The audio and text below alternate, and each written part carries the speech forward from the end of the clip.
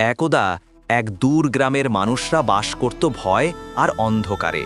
কারণ সেই গ্রামে এক তান্ত্রিক বাস করত, যে দাবি করত সে জাদু দিয়ে যা চায় তাই করতে পারে। কেউ বলে আল্লাহ আছেন? তাহলে তাকে বলো, যদি সত্যি শক্তি থাকে আমাকে পরাজিত করুক। কেউ কিছু বলো না ভাই, সে খুব ভয়ঙ্কর মানুষ।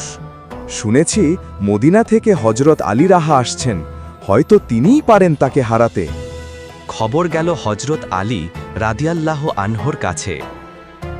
হজরত আলীর আগমন।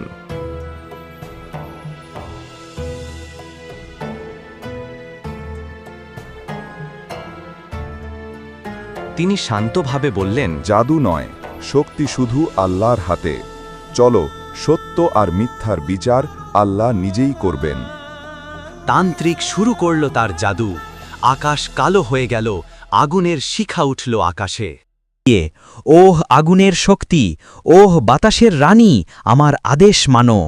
কিন্তু হজরত আলী রাদিয়াল্লাহু আনহু স্থিরভাবে দাঁড়িয়ে রইলেন। তিনি হাত তুললেন দোয়ার জন্য। হজরত আলী শান্ত গভীর কণ্ঠে, হে আল্লাহ, সত্যকে প্রকাশ করো, তুমি ছাড়া কেউই শক্তিশালী ন। তান্ত্রিকের হাতে থাকা দণ্ড ভেঙে গেল। তার চোখে ভয়, মুখে অনুতাপ। আমি ভুল করেছি, আল্লাহই মহান, আমার কোনো শক্তি নেই।